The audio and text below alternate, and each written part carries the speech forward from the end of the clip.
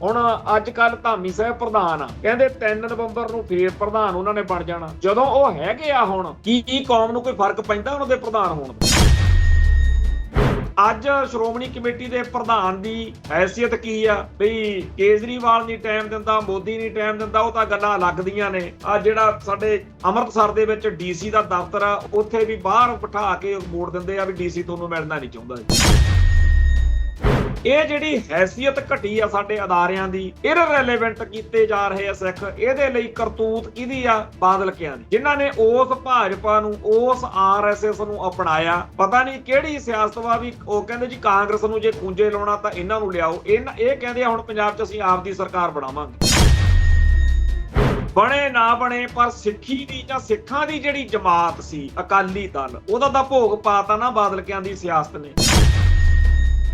ਤੇ ਇਸ ਦੌਰ ਵਿੱਚ ਜਿਹੜੇ ਲੋਕ ਅੱਜ ਵੀ ਨਹੀਂ ਪੰਜਾਬ ਦੇ ਵਿੱਚ ਲੋਕਾਂ ਦੇ ਦਿਲ ਦੁਖੀ ਕਰਨੋਂ ਹਟਦੇ, ਕੋਈ ਗੁਰਿੰਦਰ ਰੰਘਰੇਟੇ, ਕੋਈ ਅਮਿਤ ਅਰੋੜੇ, ਇਹਨਾਂ ਦੇ ਮਗਰ ਹੈ ਕੌਣ ਆ ਭਲਾ? ਇੰਡੀਅਨ ਸਟੇਟ ਆ, ਜਿਹਨੂੰ ਸਾਡੇ ਕਈ ਇੱਥੇ ਕਹਿਣ ਲੱਗੇ ਹੋਏ ਨੇ ਜੀ ਹਮਾਰਾ ਦੇਸ਼ ਹੈ ਭਾਰਤ। ਆਹ ਦੇਸ਼ ਹੈ ਤੁਹਾਡਾ, ਜਿਹੜਾ ਤੁਹਾਡੇ ਕੌਮ ਦਾ, ਤੁਹਾਡੇ ਦਿਲਾਂ ਦੇ ਉੱਤੇ ਚਾਕੂ ਛੁਰੀ ਚਲਾ ਕੇ ਵਿੱਚ ਨੂਣ ਮਿਰਚਾਂ ਪਾ ਰਿਹਾ ਕਿ ਤੁਹਾਨੂੰ ਜਲੀਲ ਕਰਨਾ। ਟੀਵੀ 84 ਉੱਤੇ ਪ੍ਰੋਗਰਾਮ ਖਬਰ ਦੀ ਖਬਰ ਦੇਖ ਰਿਹਾ ਹੈ ਸਾਰੇ ਦਰਸ਼ਕਾਂ ਨੂੰ ਮੈਂ ਸਰਬਜੀਤ ਸਿੰਘ ਘਮਾਣ ਫਤਿਹ ਅਰਜ ਕਰਦਾ ਜੀ। ਵਾਹਿਗੁਰੂ ਜੀ ਕਾ ਖਾਲਸਾ, ਵਾਹਿਗੁਰੂ ਜੀ ਕੀ ਫਤਿਹ। ਪੰਜਾਬ ਦੇ ਵਿੱਚ ਜਿਹੜੇ ਪੁਲਿਸ ਅਫਸਰ, ਖਾਸ ਤੌਰ ਤੇ ਵੱਡੇ ਅਧਿਕਾਰੀ, ਖਾਸ ਤੌਰ ਤੇ ਜਿਹੜੇ ਸਾਬਕਾ ਡੀਜੀਪੀ ਨੇ, ਉਹਨਾਂ ਦੇ ਪਰਿਵਾਰਾਂ ਉੱਤੇ, ਉਹਨਾਂ ਦੇ ਮੁੰਡਿਆਂ ਦੇ ਉੱਤੇ ਜਿਵੇਂ ਕਹਿਰ ਦਾ ਦੌਰ ਜਿਹੜਾ ਚੱਲ ਰਿਹਾ ਹੋਵੇ, ਏਦਾਂ ਲੱਗਦਾ। ਕੱਲ ਆਪਾਂ ਸਾਬਕਾ ਡੀਜੀਪੀ ਮਹਿਲ ਸਿੰਘ ਭੁੱਲਰ ਦੇ ਮੁੰਡੇ, ਜਿਹੜਾ ਇਸ ਮੌਕੇ ਡੀਆਈਜੀ ਆ ਹਰਚਰਨ, ਜੋ ਵੀ ਉਹਦਾ ਨਾਮ, ਭੁੱਲਰ, ਉਸ ਦੀ ਗ੍ਰਿਫਤਾਰੀ ਦੀ ਚਰਚਾ ਕੀਤੀ ਸੀ। ਅੱਜ ਇੱਕ ਹੋਰ ਸਾਬਕਾ ਡੀਜੀਪੀ ਮੁਹੰਮਦ ਮੁਸਤਫਾ, ਉਹਦੇ ਮੁੰਡੇ ਦੀ ਖਬਰ ਆ ਗਈ ਵੀ ਉਹਦਾ 35 ਸਾਲ ਦਾ ਮੁੰਡਾ ਸੀ ਅਕੀਲ ਅਖਤਰ, ਉਹ ਨਸ਼ੇ ਦੀ ਓਵਰਡੋਜ਼ ਲੈਣ ਨਾਲ ਮਰ ਗਿਆ।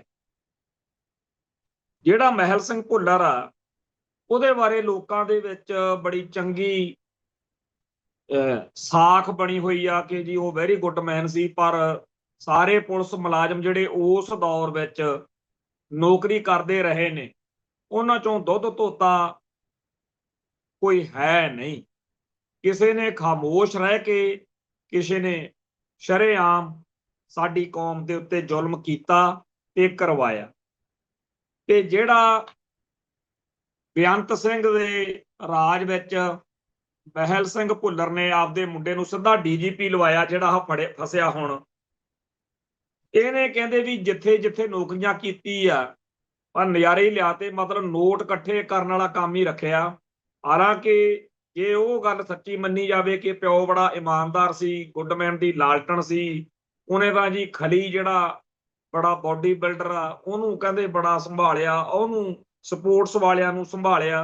ਪਰ ਗੱਲ ਤਾਂ ਫੇਰ ਉੱਥੇ ਹੀ ਆ ਨਾ ਵੀ ਜੇ ਇੰਨਾ ਕੁਝ ਪਰਿਵਾਰ ਕੋਲੇ ਸੀਗਾ ਤੇ ਫੇਰ ਤਾਂ ਸਬਰ ਹੋਣਾ ਚਾਹੀਦਾ ਸੀ। ਸਬਰ ਤਾਂ ਕਿਤੇ ਦਿਖਿਆ ਨਹੀਂ। ਉਹ ਨੋਟਾਂ ਦਾ ਢੇਰ, ਜਿਹਦੇ ਬਾਰੇ ਇਸ ਮੌਕੇ ਚਰਚਾ ਇਹ ਆਈ ਹੋਈ ਆ ਬਈ ਅਜੇ ਕਹਿੰਦੇ ਆ, ਕੋਈ ਕਹਿੰਦਾ ਅਜੇ ਗਿਣਤੀ ਚੱਲ ਰਹੀ ਆ, ਕੋਈ ਕਹਿੰਦਾ ਹੈਗਾ ਜੀ ਵੀ ਇਹ ਤਾਂ ਜੀ ਕਰੋੜਾਂ ਚ ਵਾ। ਕੁੱਲ ਮਿਲਾ ਕੇ ਇਸ ਮੌਕੇ ਕਹਿੰਦੇ ਆ ਵੀ 7.5 ਕਰੋੜ ਰੁਪਏ ਦੀ ਨਕਦੀ, 7 ਕਰੋੜ ਤੋਂ ਉੱਪਰ ਨਕਦੀ ਫੜੀ ਗਈ ਆ। 2.5 ਕਿਲੋ ਸੋਨਾ ਫੜਿਆ ਗਿਆ। 2.5 ਕਿਲੋ, ਤੋਲੇ ਨਹੀਂ, 2.5 ਕਿਲੋ। ਇਹ ਤੋਂ ਬਿਨਾ ਬਹੁਤ ਸਾਰੀਆਂ ਬੇਨਾਮੀ ਸ਼ੱਕੀ ਜਿਹੜੀਆਂ ਨੇ ਜਾਇਦਾਦਾਂ ਫੜੀਆਂ ਗਈਆਂ ਨੇ। ਘੜੀਆਂ ਜਾਂ ਹੋਰ ਬੈਂਕ ਖਾਤੇ, ਹਥਿਆਰ, ਸ਼ਰਾਬ ਜਾਂ ਹੋਰ ਲੱਲੜ ਪੱਲੜ ਤਾਂ ਚਲੋ ਨਿੱਕੀ ਮੋਟੀ ਗੱਲ ਹੈ, ਪਰ ਨਾਲ ਦੀ ਨਾਲ ਜਿਹੜਾ ਦਾ ਵਿਚੋਲਾ ਸੀ ਕਿਸ਼ਨੂੰ, ਪਤਾ ਨਹੀਂ ਕਿਸ਼ਾਨੂ, ਉਹ ਕੋਈ ਸਪੋਰਟਸਮੈਨ ਮੁੰਡਾ, ਉਹ ਰੱਖਿਆ ਹੋਇਆ ਸੀ ਵਿਚਾਲੇ ਨੋਟ ਇਕੱਠੇ ਕਰਨ ਨੂੰ। ਉਹ ਵੀ 21 ਲੱਖ ਦੀ ਨਕਦੀ ਉਹਦੇ ਘਰੋਂ ਵੀ ਫੜੀ ਗਈ ਵਿਚੋਲੇ ਦਿਓ। ਕੁੱਲ ਮਿਲਾ ਕੇ ਇਹ ਜਿਹੜੀ ਇੰਨੀ ਜ਼ਿਆਦਾ ਰਿਕਵਰੀ ਹੋਈ, ਉਦੋਂ ਬਾਅਦ ਚ ਕੱਲ ਤੋਂ ਲੋਕਾਂ ਨੂੰ ਲੱਗਦਾ ਸੀਗਾ ਵੀ ਅੱਜ ਜਦੋਂ ਇਹਨੂੰ ਅਦਾਲਤ 'ਚ ਪੇਸ਼ ਕਰਨਗੇ ਹਰਚਰਨ ਸਿੰਘ ਭੁੱਲਰ ਨੂੰ, DIG ਨੂੰ ਤੇ ਰਿਮਾਂਡ ਮੰਗਿਆ ਜਾਊਗਾ। ਪਰ CBI ਵਾਲੇ ਲੈ ਕੇ ਆਏ ਤੇ ਬੜੀ ਸੋਹਣੀ ਪੱਗ ਬੰਨੀ ਹੋਈ ਸੀ। ਜਦੋਂ ਸਾਨੂੰ ਲੈ ਕੇ ਆਉਂਦੇ ਉਦੋਂ ਤਾਂ ਬੜੀ ਸਾਡੀ ਦੁਰਗਤੀ ਕਰਕੇ ਲੈ ਕੇ ਆਉਂਦੇ ਹੁੰਦੇ ਆ। ਬੜੀ ਸੋਹਣੀ ਪੱਗ ਬੰਨੀ ਹੋਈ, ਬੜੇ ਸੋਹਣੇ ਸਾਫ਼ ਕੱਪੜੇ ਪਾਏ ਹੋਏ, ਮੂੰਹ ਤੇ ਆਪਦਾ ਉਹਨੇ ਠਾਠਾ ਜਿਹਾ ਬੰਨਿਆ ਹੋਇਆ ਸੀ। ਅਦਾਲਤ ਵਿੱਚੋਂ ਬਾਹਰ ਨਿਕਲਣ ਸਾਰ ਖਬਰ ਸਿੱਧੀ ਆਈ ਕਿ CBI ਵਾਲੇ ਕਹਿੰਦੇ ਜੀ ਸਾਨੂੰ ਹੋਰ ਅਜੇ ਇਹਦੇ ਪੁਲਿਸ ਰਿਮਾਂਡ ਦੀ ਲੋੜ ਨਹੀਂ, ਇਹਨੂੰ ਜੀ ਜੁਡੀਸ਼ੀਅਲ ਭੇਜ ਦਿਓ। ਹੁਣ ਆਮ ਤੌਰ ਦੇ ਉੱਤੇ ਇਹੋ ਜਿਹੇ ਮਾਮਲੇ ਵਿੱਚ ਹੋਰ ਜਾਂਚ ਲਈ, ਕੜੀਆਂ ਜੋੜਨ ਲਈ ਕਿੱਥੋਂ ਮਾਇਆ ਆਈ, ਕਿਹਨੂੰ ਕਿਹਨੂੰ ਦਿੱਤੀ ਜਾਣੀ ਸੀ, ਕਿਵੇਂ ਇਹ ਨੈਟਵਰਕ ਚੱਲਦਾ, ਇਹ ਸਾਰਾ ਲੱਭਣ ਲਵਾਉਣ ਦੇ ਲਈ ਲੋਕਾਂ ਨੂੰ ਆਸ ਸੀ ਕਿ ਰਿਮਾਂਡ ਮੰਗਿਆ ਜਾਊਗਾ, ਪਰ ਜੇਲ੍ਹ ਭੇਜਤਾ। ਇਹਦੇ ਨਾਲ ਫਿਰ ਇੱਕ ਨਵੀਂ ਚਰਚਾ ਛਿੜਪੀ ਵੀ ਕਿਤੇ ਇਹ ਤਾਂ ਨਹੀਂ ਕਿ ਨਿਰਮਾ ਵਾਸ਼ਿੰਗ ਪਾਊਡਰ ਵਾਲੀ ਜਿਹੜੀ ਮਸ਼ੀਨ ਆ BJP ਵੀ ਉਹਦੇ ਨਾਲ ਸੈਟਿੰਗ ਹੋ ਗਈ ਹੋਵੇ, ਜਾਂ ਕੋਈ ਵਿਚਾਲੇ ਵਿਚੋਲੇ ਤੁਰ ਪਏ ਹੋਣ ਕਿ ਜੀ ਆ ਛੱਡੋ ਤੁਸੀਂ ਕਿਹੜੇ ਚੱਕਰ 'ਚ ਪੈ ਗਏ, ਬੰਦਾ ਕੰਮ ਦਾ ਇਹ BJP ਜੁਆਇਨ ਕਰ ਲੂਗਾ, ਨੌਕਰੀ ਛੱਡ ਦੂਗਾ, ਤੁਸੀਂ ਛੱਡੋ ਇਹਨੂੰ। ਕਿਉਂਕਿ ਇਸ ਮੌਕੇ ਜੇ ਕੋਈ ਗੂਗਲ ਤੇ ਸਰਚ ਮਾਰੇ ਤਾਂ ਘੱਟੋ ਘੱਟ 300 ਪੰਜਾਬ ਤੋਂ ਬਾਹਰ ਆਲ ਓਵਰ ਦੀ ਇੰਡੀਆ 300 ਇਹੋ ਜਿਹਾ ਵੱਡਾ ਲੀਡਰ ਆ ਜਾਂ ਪੋਲੀਟਿਕਸ ਤੋਂ ਬਾਹਰ ਜਿਹੜੇ ਬਿਜ਼ਨਸਮੈਨ ਲਾ ਲਓ, ਜਾਂ ਇਸ ਤੋਂ ਅੱਗੇ ਪੁਲਿਸ ਅਧਿਕਾਰੀ ਜਾਂ ਕਿਸੇ ਹੋਰ ਮਹਿਕਮੇ ਦੇ ਅਫਸਰ, ਇਹ ਬੜੇ ਅੱਡ-ਅੱਡ ਕੇਂਦਰੀ ਏਜੰਸੀਆਂ ਨੇ ਫੜੇ ਅੱਡ-ਅੱਡ ਮਾਮਲਿਆਂ 'ਚ। ਜਦੋਂ ਵੀ ਫੜੇ ਉਦੋਂ ਤਾਂ ਰੌਲਾ ਐ ਪੈਂਦਾ ਮੀਡੀਆ 'ਚ ਵੀ ਅਰਬਾਂ ਖਰਬਾਂ ਦੇ ਕਰੋੜਾਂ ਦੇ ਘਪਲੇ ਫੜ ਲਏ ਜੀ, ਹੋ ਗਈ ਬੱਲੇ ਬੱਲੇ। 2-3 ਦਿਨ ਬਾਅਦ ਮਾਮਲਾ ਢਿੱਲਾ ਪੈ ਜਾਂਦਾ, ਫਿਰ ਉਹ ਬੰਦੇ ਦਾ ਕੇਸ ਸਾਰਾ ਜਿਹੜਾ ਰਫਾ ਦਫਾ ਵੀ ਹੋ ਜਾਂਦਾ ਤੇ ਬਾਅਦ 'ਚ ਪਤਾ ਲੱਗਦਾ ਬੰਦਾ BJP ਜੁਆਇਨ ਕਰ ਗਿਆ। ਪਿੱਛੇ ਜੇ ਪੱਛਮੀ ਬੰਗਾਲ ਦੇ ਇੱਕ ਲੀਡਰ ਦਾ ਬੜਾ ਰੌਲਾ ਪਿਆ ਵੀ ਉਹਨੇ ਜੀ ਐ ਕਰਤਾ, ਬੜਾ ਕੇਸ ਆ। ਤੇ ਅੱਜ ਜਦੋਂ ਮੈਂ ਉਹ ਪੁਰਾਣੀਆਂ ਖਬਰਾਂ ਫੋਲ ਰਿਹਾ ਸੀਗਾ ਤਾਂ 25-30 ਜਾਣਿਆਂ ਦੀ ਫੋਟੋ ਛਾਪ ਕੇ ਇੱਕ ਇੰਡੀਅਨ ਐਕਸਪ੍ਰੈਸ ਵਾਲਿਆਂ ਨੇ ਪੋਸਟਰ ਜਿਹਾ ਛਾਪਿਆ ਹੋਇਆ ਵੀ ਆ ਸਾਰੇ ਭਾਜਪਾ ਵਾਸ਼ਿੰਗ ਮਸ਼ੀਨ ਵਿੱਚ ਦੀ ਲੰਘ ਕੇ ਹੁਣ ਦੁੱਧ ਧੋਤੇ ਹੋ ਚੁੱਕੇ ਆ ਜੀ ਪਿਛਲੇ 5-10 ਸਾਲਾਂ 'ਚ। ਉਹ ਕੋਈ ਵੱਡੀ ਗੱਲ ਨਹੀਂ, ਜਿਹੜਾ ਰਿਮਾਂਡ ਜਾਂ ਨਹੀਂ ਲਿਆ ਬਈ ਇਹਦਾ ਉਹਨਾਂ ਨੇ ਇਹਨੂੰ ਜਾਂ ਤਾਂ ਕਹਿਤਾ ਹੋਵੇ ਵੀ ਦੇਖ ਲਾ ਅਜੇ ਤੇਰੇ ਕੋਲੇ ਵੇਲਾ ਹੈਗਾ, ਨੌਕਰੀ ਛੱਡ ਦੇ, BJP ਜੁਆਇਨ ਕਰ, ਪੰਜਾਬ 'ਚੋਂ ਸਾਨੂੰ ਤਾਂ ਬੰਦੇ ਲੱਭਦੇ ਨਹੀਂ, ਅਸੀਂ ਤਾਂ ਇੱਥੇ ਗੁਰਿੰਦਰ ਰੰਘਰੇਟੇ ਵਰਗੇ ਚੌਲ ਜਿਹੜੇ 24 ਘੰਟੇ ਸਿੱਖੀ ਅਤੇ ਸਿੱਖਾਂ ਦੇ ਖਿਲਾਫ ਭੌਂਕਦੇ ਆ, ਜਾਂ ਮਨਜੀਤ ਰਸੂਲਪੁਰ ਵਰਗੇ ਉਹੋ ਜਿਹਾ ਨੂੰ ਲੱਭ ਲੁੱਭ ਕੇ ਡੰਗ ਸਾਰੀ ਜਾਂਦੇ ਆ, ਸਾਨੂੰ ਤਾਂ ਤੇਰੇ ਵਰਗਿਆਂ ਦੀ ਲੋੜ ਆ ਜਿਹੜੇ ਪੈਸੇ ਵੀ ਖਰਚਣ, ਇਲੈਕਸ਼ਨ ਜਿੱਤਣ, ਸਾਡੇ MP MLA ਬਣਨ, BJP ਦੀ ਮਜ਼ਬੂਤੀ ਬਣੇ। ਸੋ ਕੋਈ ਵੱਡੀ ਗੱਲ ਨਹੀਂ, ਆਉਣ ਵਾਲੇ ਦਿਨਾਂ 'ਚ ਕੋਈ ਨਵੀਂ ਖਬਰ ਮਿਲੇ। ਗੱਲ ਚੱਲੀ ਆ ਗੁਰਿੰਦਰ ਰੰਘਰੇਟੇ ਦੀ, ਜਿਵੇਂ BJP ਵਾਲੇ ਇਹ ਕੰਮ ਕਰ ਰਹੇ ਨੇ, ਇਉਂ ਲੱਗਦਾ ਜਿਵੇਂ ਨਾ ਇੱਥੇ ਸਾਡੇ, ਮੈਂ ਜਦੋਂ ਦਾ ਅੰਮ੍ਰਿਤਸਰ ਆਇਆ, ਇੱਥੇ ਗੱਡੀ ਜੀ ਇੱਕ ਲੈ ਕੇ ਆਉਂਦੇ ਆ ਕਮੇਟੀ ਵਾਲੇ, ਉਹ ਸਾਰੇ ਘਰਾਂ ਚੋਂ ਕੂੜਾ ਜਿਹੜਾ ਗੰਦ ਵਾ ਉਹ ਚੱਕ ਕੇ ਲੈ ਕੇ ਜਾਂਦੇ। BJP ਵਾਲਿਆਂ ਨੇ ਵੀ ਪੰਜਾਬ ਚੋਂ ਮੈਨੂੰ ਲੱਗਦਾ ਗੰਦ ਇਕੱਠਾ ਕਰਨ ਦਾ ਇੱਕ ਪਲਾਨ ਬਣਾਇਆ ਲੱਗਦਾ ਵੀ ਆ ਜਿੰਨੇ ਵੀ ਮਾੜੇ ਭੈੜੇ ਅਸਭਿਅਕ ਫੂਹੜ ਤੇ ਨਿਰਲੱਜ ਲੋਕ ਨੇ ਉਹ ਇਕੱਠੇ ਕਰਨੇ। ਪਰ ਜੋ ਕੁਝ ਗੁਰਿੰਦਰ ਰੰਘਰੇਟਾ ਜਾਂ ਉਹ ਰਸੂਲਪੁਰ ਵਾਲਾ ਜਿਹਦੇ ਬਾਰੇ ਗਿਆਨੀ ਕੁਲਦੀਪ ਸਿੰਘ ਗੜਗੱਜ ਨੇ, ਜਥੇਦਾਰ ਅਕਾਲ ਤਖਤ ਨੇ ਪਿਛਲੇ ਦਿਨੀ ਕਿਹਾ ਸੀ ਬਹਿਰੂਪੀਆ ਵਾ, ਇਹ ਬੰਦੇ ਜਦੋਂ ਪਿਛਲੇ ਦਿਨਾਂ ਦੇ ਵਿੱਚ ਸਿੱਖੀ ਅਤੇ ਸਿੱਖਾਂ ਦੇ ਖਿਲਾਫ ਨੀਚਤਾ ਦਿਖਾਉਂਦੇ ਰਹੇ ਆ, ਉਦੋਂ ਸਾਡੀ ਜਿਹੜੀ ਸਰਮੌਰ ਸਿੱਖ ਸੰਸਥਾ ਸ਼੍ਰੋਮਣੀ ਗੁਰਦੁਆਰਾ ਪ੍ਰਬੰਧਕ ਕਮੇਟੀ ਦਾ ਫਰਜ਼ ਬਣਦਾ ਸੀ ਉਹਨੂੰ ਕਿਸੇ ਤਰੀਕੇ ਨਾਲ ਚੈਲੰਜ ਕਰਨ ਦਾ, ਉਹਨੂੰ ਰੋਕਣ ਟੋਕਣ ਦਾ, ਤੇ ਉਹਦੀ ਜਿਹੜੀ ਦਿੱਤੀ ਹੋਈ ਸਾਰੀ ਗੱਲਬਾਤ ਸੀ ਜਿੱਤੋਂ ਕੌਮ ਨੂੰ ਸਿੱਖਾਂ ਦੇ ਵਿੱਚ ਬਹੁਤ ਸੰਤਾਪ, ਕਿਉਂਕਿ ਬਹੁਤ ਨੀਵੀਆਂ ਗੱਲਾਂ ਉਹ ਕਰਦਾ ਰਿਹਾ, ਨਹੀਂ ਬੋਲੇ। ਫਿਰ ਇੱਕ ਹੋਰ ਨਵੀਂ ਬਿਮਾਰੀ ਚੱਲੀ, BJP ਦੇ IT ਸੈੱਲ ਨੇ ਬਹੁਤ ਸਾਰੇ ਨਕਲੀ ਖਾਤੇ ਬਣਾਏ ਜਿਨ੍ਹਾਂ ਨੇ ਜਿੰਨੇ ਵੀ ਸਿੱਖ ਕੌਮ ਦੇ ਮਹਾਨਾਇਕ ਨੇ, ਜਿਨ੍ਹਾਂ ਦਾ ਅਸੀਂ ਸਤਿਕਾਰ ਕਰਦੇ ਹਾਂ, ਉਹਨਾਂ ਸਾਰਿਆਂ ਨੂੰ ਸਾਬਤ ਕਰਨਾ ਸ਼ੁਰੂ ਕਰਤਾ ਵੀ ਇਹ ਤਾਂ ਦਲਿਤ ਨੇ, ਰੰਘਰੇਟੇ ਨੇ, ਇਹ ਤਾਂ ਜੀ ਛੋਟੀਆਂ ਜਾਤਾਂ ਦੇ ਸੀ, ਇਹ ਤਾਂ ਐਵੇਂ ਸਿੱਖ ਇਹਨਾਂ ਨੂੰ ਆਪਦੇ ਬਣਾਈ ਜਾਂਦੇ ਆ। ਕੋਈ ਨਹੀਂ ਛੱਡਿਆ ਉਹਨਾਂ ਨੇ, ਜਿੰਨੇ ਵੀ ਸਾਡੇ ਸਿੱਖ ਸਤਿਕਾਰਯੋਗ ਜਰਨੈਲ ਨੇ ਜਾਂ ਕਿਸੇ ਹੋਰ ਕਾਰਨ ਕਰਕੇ ਜਿਨ੍ਹਾਂ ਦਾ ਅਸੀਂ ਸਤਿਕਾਰ ਕਰ ਸਕਦੇ ਹਾਂ, ਉਦੋਂ ਵੀ ਸ਼੍ਰੋਮਣੀ ਕਮੇਟੀ ਸੁੱਤੀ ਪਈ ਰਹੀ। ਸਿੱਖ ਕੌਮ ਦੀਆਂ ਜਿੰਨੀਆਂ ਹੋਰ ਧੜੇ ਧਿਰਾਂ ਸੰਸਥਾਵਾਂ, ਸਾਰੇ ਜਾਣਿਆਂ ਦਾ ਇਸ ਗੱਲ 'ਚ ਮੈਂ ਦੋਸ਼ ਮੰਨਦਾ ਕਿ ਜਿਹੜਾ ਨੈਰੇਟਿਵ ਚੱਲਿਆ, ਜਿਹਦੇ ਤੋਂ ਇੱਕ ਜਮਾਤ ਨੂੰ, ਖਾਸ ਤੌਰ ਤੇ ਜੱਟ ਸਿੱਖ ਭਾਈਚਾਰੇ ਸਮੇਤ ਬਾਕੀ ਲੋਕਾਂ ਨੂੰ ਤਕਲੀਫ ਹੁੰਦੀ ਸੀ, ਉਸ ਸਾਰੇ ਕਾਸੇ ਦੇ ਖਿਲਾਫ ਕੋਈ ਕਾਰਗਰ ਪ੍ਰਤੀਕਿਰਿਆ, ਕੋਈ ਕਾਰਵਾਈ ਨਹੀਂ ਕੀਤੀ ਗਈ। ਨਤੀਜਾ ਇਹ ਨਿਕਲਿਆ ਕਿ ਹੌਲੀ ਹੌਲੀ ਜੱਟ ਸਿੱਖ ਭਾਈਚਾਰੇ ਨੂੰ ਵੀ ਜਵਾਬ ਦੇਣਾ ਪੈ ਗਿਆ, ਜਿਹਦੀ ਕਰਕੇ ਪਿਛਲੇ 5-10 ਦਿਨਾਂ ਤੋਂ ਸੋਸ਼ਲ ਮੀਡੀਆ ਤੇ ਵਾਹਵਾ ਹੀ ਜ਼ਿਆਦਾ ਕਾਟੋ ਕਲੇਸ਼ ਜਿਹਾ ਚੱਲ ਰਿਹਾ, ਔਰ ਉਹ ਮਾੜਾ ਹੀ ਆ। ਪਰ ਜਾਤ ਪਾਤ ਜਿਹੜਾ ਸਾਡਾ ਸਬਜੈਕਟ ਹੀ ਨਹੀਂ ਸਾਡੀ ਕੌਮ ਦਾ, ਕਿਉਂਕਿ ਹਿੰਦੂ ਆ ਜਿਹੜਾ ਜਾਤ ਪਾਤ ਨੂੰ ਮੰਨਦਾ, ਜਿਹੜਾ ਜਾਤ ਪਾਤ ਨੂੰ ਮੰਨਦਾ ਉਹ ਹਿੰਦੂ ਆ, ਜਿਹੜਾ ਨਹੀਂ ਮੰਨਦਾ ਸਿੱਖ ਆ। ਸਿੱਧੀ ਜੀ ਤਾਂ ਗੱਲ ਆ। ਹੁਣ ਸਾਡੇ ਵਿੱਚ ਇਹ ਚੀਜ਼ ਲੈ ਆਂਦੀ, ਇਹਨੂੰ ਇੱਕ ਸੈਂਟਰ ਸਬਜੈਕਟ ਜਿਹਾ ਬਣਾਤਾ ਵੀ ਲਓ ਜੀ ਆ ਤੇ ਇਦਾਂ। ਅੱਜ ਤਾਂ ਕਮਾਲ ਹੀ ਹੋ ਗਈ, ਕਹਿੰਦੇ ਇੱਥੇ ਉਹ ਮਨਜਿੰਦਰ ਸਰਸਾ ਆਇਆ ਬੀਜੇਪੀ ਦੇ ਕੈਂਡੀਡੇਟ ਦੀ ਤਰਨਤਾਰਨ ਮਦਦ 'ਚ, ਉਹ ਕਹਿੰਦਾ ਆਪਾਂ ਤਾਂ ਰਿਆੜ ਹੁੰਨੇ ਆ ਤੇ ਇਹ ਇਲਾਕਾ ਮਾਝੇ ਦਾ, ਰਿਆੜਾਂ ਦਾ ਇਲਾਕਾ ਦੱਸੋ। ਉਹ ਵੀ ਹੁਣ ਮਤਲਬ ਕਿੱਧਰ ਨੂੰ ਗੱਲਾਂ ਚੱਲ ਪਈਆਂ ਨੇਗੀ। ਇਹ ਸਿਆਸਤ ਜਿਹੜੀ ਆ ਸਾਡੇ ਭਾਰਤ ਦੀ, ਇਹ ਸਾਡੀ ਕੌਮ ਦੇ, ਸਾਡੇ ਧਰਮ ਦੇ ਕਿਹੜੇ ਸਿਧਾਂਤਾਂ ਉੱਤੇ ਸੱਟ ਮਾਰ ਰਹੀ ਆ, ਔਰ ਇਹਨੂੰ ਰੋਕਣ ਦੀ ਜ਼ਿੰਮੇਵਾਰੀ ਤਾਂ ਸ਼੍ਰੋਮਣੀ ਕਮੇਟੀ ਸਿਰ ਮੇਨ ਤੌਰ ਤੇ ਆ। ਬਾਕੀ ਸੰਸਥਾਵਾਂ ਜਿਹੜੀਆਂ ਸਾਡੀਆਂ ਨੇ ਉਹ ਨਾਲ ਆਪੇ ਤੁਰ ਪੈਂਦੀਆਂ। ਪਰ ਜਿਨ੍ਹਾਂ ਦਿਨਾਂ ਦੇ ਵਿੱਚ ਜੱਟ ਸਿੱਖ ਨੂੰ ਟਾਰਗੇਟ ਕਰਕੇ ਬਾਕੀ ਸਾਰਿਆਂ ਤੇ ਕਾਟੀ ਮਾਰ ਕੇ ਰੰਘਰੇਟਾ ਲਿਖ ਕੇ ਗੁਰਿੰਦਰ ਰੰਘਰੇਟੇ ਵਰਗੇ ਜਾਂ ਹੋਰ ਅਵਲਾ ਟਵਲਾ ਮਾਰਦੇ ਰਹੇ ਆ, ਉਹ ਦਿਨਾਂ ਦੇ ਵਿੱਚ ਬਹੁਤ ਇਸ ਗੱਲ ਦੀ ਲੋੜ ਸੀ। ਤੇ ਅੱਜ ਇਹ ਗੱਲ ਕਹਿਣ ਲੱਗਿਆਂ ਵੀ ਬੜਾ ਔਖਾ ਜਿਹਾ ਲੱਗਦਾ ਕਿ ਦੇਖੋ ਨਤੀਜਾ ਕੀ ਨਿਕਲਿਆ।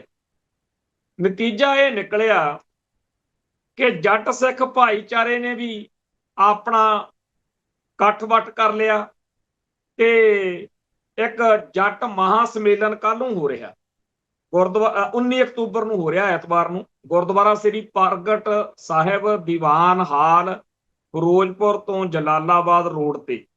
ਉਹਨਾਂ ਦੇ ਨਾਂ ਪਤੇ ਵੀ ਲਿਖੇ ਹੋਏ ਨੇ ਕਿ ਅਸੀਂ ਜੀ ਜੱਟ ਮਹਾ ਸੰਮੇਲਨ ਕਰ ਰਹੇ ਹਾਂ, ਅੰਤਰਰਾਸ਼ਟਰੀ ਜੱਟ ਸਿੱਖ ਭਾਈਚਾਰਾ ਜਥੇਬੰਦੀ ਵੱਲੋਂ।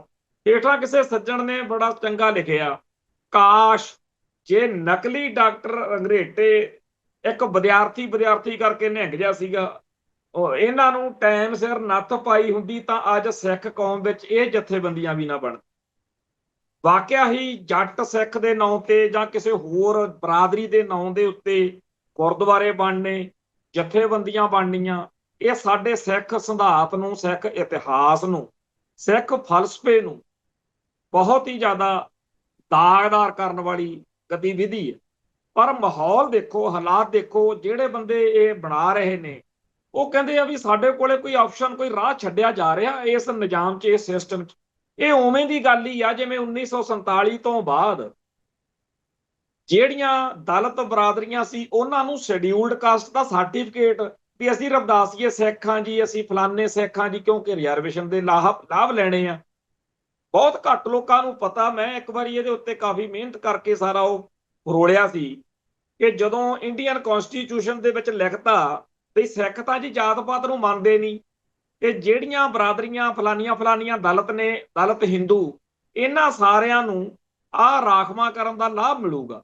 ਉਹ ਜਿਹੜੇ ਲੋਕ ਬਿਲਕੁਲ ਵਿਚਾਰੇ ਹੇਠਲੇ ਦਰਜੇ ਤੇ ਸੀ, ਯੂਪੀ, ਹਰਿਆਣਾ, ਹਿਮਾਚਲ, ਪੰਜਾਬ, ਇਹ ਸਾਰੇ ਖਿੱਤੇ ਵਿੱਚੋਂ ਬਹੁਤ ਵੱਡੀ ਗਿਣਤੀ ਵਿੱਚ ਰਾਖਵਾਂ ਕਰਨ ਦਾ ਲਾਭ ਲੈਣ ਲਈ ਉਹਨਾਂ ਨੇ ਲਿਖਾਤਾ ਵੀ ਅਸੀਂ ਤਾਂ ਜੀ ਸਿੱਖ ਹੈ ਨਹੀਂ ਗੇ, ਅਸੀਂ ਤਾਂ ਹਿੰਦੂ ਹਾਂ।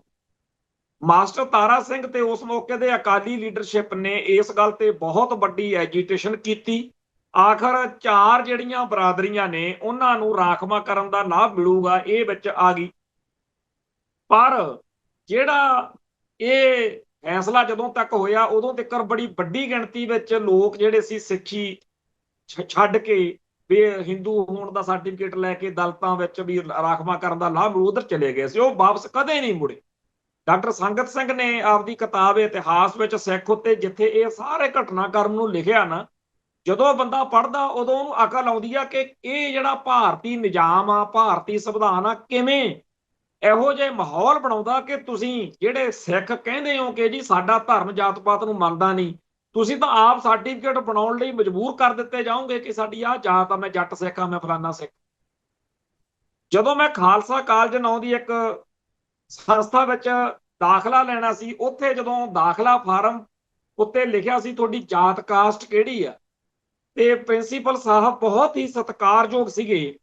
ਉਹਨਾਂ ਨੂੰ ਮਿਲਿਆ ਮੈਂ ਨਵਾਂ ਨਵਾਂ ਜਿਹਾ, ਜਿਵੇਂ 10ਵੀਂ ਤੋਂ ਬਾਅਦ ਜਿੰਨੀ ਕੁ ਸੁਰਤ ਹੁੰਦੀ ਆ, ਮੈਂ ਆਖਿਆ ਜੀ ਇੱਥੇ ਜਾਤ ਲਿਖਣੀ ਪੈਣੀ ਆ, ਤੇ ਮੈਨੂੰ ਅੰਮ੍ਰਿਤਧਾਰੀ ਗੁਰੂ ਦੇ ਨਾਲ ਸਿੱਖ ਅਸੀਂ, ਕੀ ਇਹ ਖਾਲਸਾ ਕਾਲਜ ਵਿੱਚ ਆ ਕੇ ਵੀ ਇਦਾਂ ਕਰਨਾ ਪੈ ਰਿਹਾ, ਜਾਤ ਦੱਸਣੀ ਪੈ ਰਹੀ ਹੈ। ਪ੍ਰਿੰਸੀਪਲ ਸਾਹਿਬ ਦੇ ਇੱਕ ਤਰੀਕੇ ਨਾਲ ਜਿਵੇਂ ਧਾਜ ਹੀ ਨਿਕਲ ਜਾਂਦੀ ਆ, ਐ ਉਹਨਾਂ ਨੇ ਸਮਝਾਇਆ ਵੀ ਕਾਕਾ ਗੱਲ ਤਾਂ ਤੇਰੀ ਠੀਕ ਆ, ਪਰ ਆਪਾਂ ਫਸ ਗਏ ਆ ਕਸੂਤੇ, ਹੁਣ ਮੈਂ ਤੈਨੂੰ ਕੀ ਦੱਸਾਂ ਤੇ ਕਿਵੇਂ ਨਾ ਦੱਸਾਂ, ਇਹ ਫਾਰਮ ਦੇ ਵਿੱਚ ਕਿਉਂ ਜ਼ਰੂਰੀ ਆ।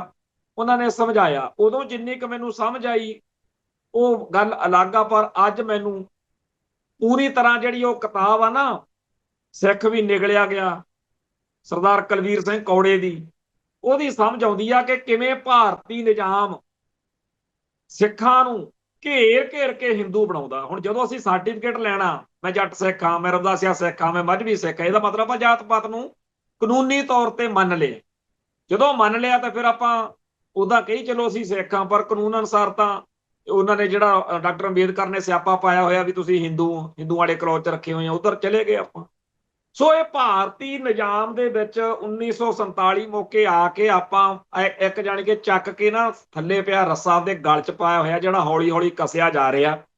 ਉਦੋਂ ਜਦੋਂ ਸਾਡੇ ਬੁੱਢੇ ਜਰਨੈਲਾਂ ਨੂੰ ਆਖਿਆ ਕਿਸੇ ਸਿਆਣੇ ਨੇ ਕਿ ਜੀ ਇਹ ਭਾਰਤੀ ਸੰਵਿਧਾਨ ਹੈ, ਇਹ ਚ ਹਿੰਦੂ ਲਿਖਿਆ, ਕਹਿੰਦਾ ਐ ਕਿਹੜਾ ਆਪਾਂ ਹਿੰਦੂ ਬਣ ਜਾਾਂਗੇ, ਕਹਿੰਦਾ ਇਉਂ ਨਹੀਂ, ਹੌਲੀ ਹੌਲੀ ਸਾਡਾ ਹਿੰਦੂਕਰਨ ਹੋਊਗਾ, ਸਾਡੇ ਜਿਹੜੇ ਪੋਤੇ ਹੋਣਗੇ ਨਾ, ਉਹ ਦੇਖਿਓ। ਉਹੀ ਗੱਲ ਆ, ਅੱਜ ਉਹਨਾਂ ਬਜ਼ੁਰਗਾਂ ਦੀ ਪੋਤਿਆਂ ਵਾਲੀ ਕਤਾਰ ਸਾਡੇ ਸਾਹਮਣੇ ਆ। ਸਿੱਖਿਆ ਨੀਤੀ ਜਿਹੜੀ ਵਿਦਿਆ ਨੀਤੀ ਆ, ਉਹਦਾ ਸੰਦ ਅੱਡ ਚੱਲ ਰਿਹਾ। ਨਤੀਜਾ ਕੀ ਆ, ਅੱਜ ਸਿੱਖਾਂ ਦੇ ਘਰਾਂ ਦੇ ਵਿੱਚ 80-90% ਉਹ ਸਾਰਾ ਕੰਮ ਹੋ ਰਿਹਾ ਜਿਹਨੂੰ ਮਨਮਤ ਕਹਿ ਕੇ, ਉਹ ਬ੍ਰਾਹਮਣਵਾਦ, ਉਹੀ ਜਾਤ ਪਾਤ, ਉਹੀ ਸਾਰਾ ਕੁਝ ਆ ਗਿਆ। ਤੇ ਜਥੇਬੰਦੀਆਂ ਬਣਾ ਕੇ ਸਿੱਖ ਖੁਦ ਕਹਿ ਰਹੇ ਆ ਕਿ ਜੱਟ ਮਹਾ ਸੰਮੇਲਨ ਕਰਨਾ ਜੀ, ਕੀ ਕਰੀਏ।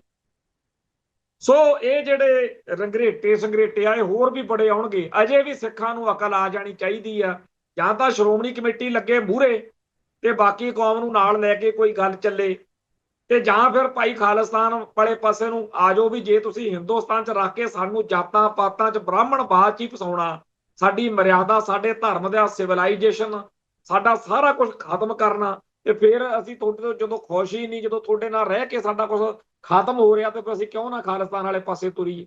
ਪਰ ਕਮਾਲ ਦੀ ਗੱਲ ਆ, ਹੁਣ ਅੱਜ ਕੱਲ ਧਾਮੀ ਸਾਹਿਬ ਪ੍ਰਧਾਨ ਆ, ਕਹਿੰਦੇ 3 ਨਵੰਬਰ ਨੂੰ ਫੇਰ ਪ੍ਰਧਾਨ ਉਹਨਾਂ ਨੇ ਬਣ ਜਾਣਾ। ਜਦੋਂ ਉਹ ਹੈਗੇ ਆ, ਹੁਣ ਕੀ ਕੌਮ ਨੂੰ ਕੋਈ ਫਰਕ ਪੈਂਦਾ ਉਹਨਾਂ ਦੇ ਪ੍ਰਧਾਨ ਹੋਣ ਦਾ? ਜੇ ਨਾ ਰਹਿਣ, ਕੋਈ ਨਵਾਂ ਬਣ ਜੇ, ਜਿਹੜਾ ਮਰਜ਼ੀ ਬਣ ਜੇ।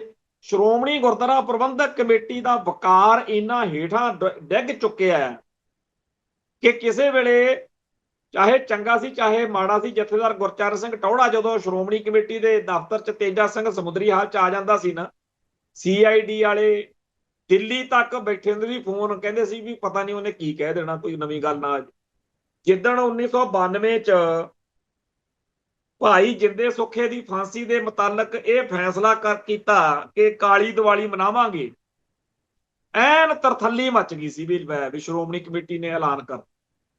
ਤੇ ਉਹ ਸਾਰਾ ਕਦੇ ਪੜ੍ਹੋ ਇਤਿਹਾਸ ਦੀਆਂ ਕਿਤਾਬਾਂ ਚੋਂ ਵੀ ਕੀ ਕੁਝ ਉਦੋਂ ਵਾਪਰਿਆ। ਅੱਜ ਸ਼੍ਰੋਮਣੀ ਕਮੇਟੀ ਦੇ ਪ੍ਰਧਾਨ ਦੀ ਹੈਸੀਅਤ ਕੀ ਆ, ਵੀ ਕੇਜਰੀਵਾਲ ਨਹੀਂ ਟਾਈਮ ਦਿੰਦਾ, ਮੋਦੀ ਨਹੀਂ ਟਾਈਮ ਦਿੰਦਾ, ਉਹ ਤਾਂ ਗੱਲਾਂ ਲੱਗਦੀਆਂ ਨੇ। ਆ ਜਿਹੜਾ ਸਾਡੇ ਅੰਮ੍ਰਿਤਸਰ ਦੇ ਵਿੱਚ DC ਦਾ ਦਫ਼ਤਰ ਆ, ਉੱਥੇ ਵੀ ਬਾਹਰ ਬਿਠਾ ਕੇ ਬੋਰਡ ਦਿੰਦੇ ਆ ਵੀ DC ਤੁਹਾਨੂੰ ਮਿਲਣਾ ਨਹੀਂ ਚਾਹੁੰਦਾ। ਇਹ ਜਿਹੜੀ ਹੈਸੀਅਤ ਘਟੀ ਆ ਸਾਡੇ ਅਦਾਰਿਆਂ ਦੀ, ਇਰਰੈਲੇਵੈਂਟ ਕੀਤੇ ਜਾ ਰਹੇ ਆ ਸਿੱਖ। ਇਹਦੇ ਲਈ ਕਰਤੂਤ ਕਿਹਦੀ ਆ? ਬਾਦਲ ਕਿਆਂ ਦੀ, ਜਿਨ੍ਹਾਂ ਨੇ ਉਸ ਭਾਜਪਾ ਨੂੰ, ਉਸ RSS ਨੂੰ ਅਪਣਾਇਆ। ਪਤਾ ਨਹੀਂ ਕਿਹੜੀ ਸਿਆਸਤ ਵਾ, ਵੀ ਉਹ ਕਹਿੰਦੇ ਜੀ ਕਾਂਗਰਸ ਨੂੰ ਜੇ ਖੂੰਜੇ ਲਾਉਣਾ ਤਾਂ ਇਹਨਾਂ ਨੂੰ ਲਿਆਓ। ਇਹ ਕਹਿੰਦੇ ਆ ਹੁਣ ਪੰਜਾਬ 'ਚ ਅਸੀਂ ਆਪਦੀ ਸਰਕਾਰ ਬਣਾਵਾਂਗੇ। ਬਣੇ ਨਾ ਬਣੇ, ਪਰ ਸਿੱਖੀ ਦੀ ਜਾਂ ਸਿੱਖਾਂ ਦੀ ਜਿਹੜੀ ਜਮਾਤ ਸੀ ਅਕਾਲੀ ਦਲ, ਉਹਦਾ ਤਾਂ ਭੋਗ ਪਾਤਾ ਨਾ ਬਾਦਲ ਕਿਆਂ ਦੀ ਸਿਆਸਤ ਨੇ। ਹੁਣ ਤਰਨਤਾਰਨ ਦੀ ਇਲੈਕਸ਼ਨ ਆ, ਜੇਕਰ ਉਹ ਬੀਬੀ ਜਿਹੜੀ ਪਹਿਲੀ ਵਾਰ ਇਲੈਕਸ਼ਨ ਲੜ ਰਹੀ ਆ ਉੱਥੇ, ਜਿਹੜੀ ਧਰਮੀ ਫੌਜੀ ਦੀ ਘਰੋਂ ਆ, ਜੇ ਉਹ ਬਾਦਲ ਦਲ ਦੇ ਵੱਲੋਂ ਉਮੀਦਵਾਰ ਆ, ਜੇ ਉਹ ਹਾਰ ਵੀ ਜਾਵੇ ਉਹਨੂੰ ਕੋਈ ਫਰਕ ਨਹੀਂ ਪੈਣਾ, ਕਿਉਂਕਿ ਹੁਣ ਸਿਆਸਤ ਵਿੱਚ ਆ ਗਈ, ਗਾਹਾਂ ਵਾਲੀ ਇਲੈਕਸ਼ਨ ਜਿਹੜੀ ਆ ਉਹ ਜਿੱਤ ਜੂ। ਬਾਦਲ ਦਲ ਵਾਲੇ ਪਹਿਲਾਂ ਵੀ ਜ਼ਮਾਨਤਾਂ ਜ਼ਬਤ ਕਰਵਾਈ ਚੁੱਕੇ ਆ। ਜਿਹੜਾ ਹਸ਼ਰ ਰਾਜੋਆਣੇ ਦੀ ਭੈਣ ਦਾ ਕਰਵਾਇਆ ਜਾਂ ਪਰਉਪਕਾਰ ਸਿੰਘ ਘੁੰਮਣ ਦਾ ਲੁਧਿਆਣੇ ਕਰਾਇਆ, ਜ਼ਮਾਨਤਾਂ ਜ਼ਬਤ ਹੁੰਦੀਆਂ ਨੇ, ਉਹ ਜਿਹਾ ਹਾਲ ਇੱਥੇ ਹੋ ਜੂ ਤਾਂ ਕੋਈ ਫਰਕ ਨਹੀਂ ਪੈਣਾ। ਸਗਾਂ ਤੇ ਇਸ ਗੱਲ ਤੇ ਮੋਹਰ ਲੱਗੂਗੀ ਕਿ 2 ਦਸੰਬਰ ਨੂੰ ਜਿਹੜਾ ਖਾਲਸਾ ਪੰਥ ਨੇ ਅਕਾਲ ਤਖਤ ਸਾਹਿਬ ਤੋਂ ਫਰਮਾਨ ਕੀਤਾ ਤੇ ਸੁਣਿਆ ਕਿ ਤੁਸੀਂ 40 ਸਾਲ ਦੇ ਵਿੱਚ ਪੰਥ ਦਾ ਤੇ ਪੰਜਾਬ ਦਾ ਬੇੜਾ ਗਰਕ ਕਰਤਾ, ਜਿਹੜੀ ਤੁਹਾਡੀ ਸਿਆਸਤ ਆ ਉਹਦੇ ਤੇ ਮੋਹਰ ਲੱਗੂਗੀ ਕਿ ਪੰਜਾਬ ਦੇ ਲੋਕ ਜਿਹੜੇ ਆ ਉਹ ਉਸ ਹੁਕਮਨਾਮੇ ਦੇ ਅਨੁਸਾਰੀ ਨੇ ਅੱਜ ਵੀ।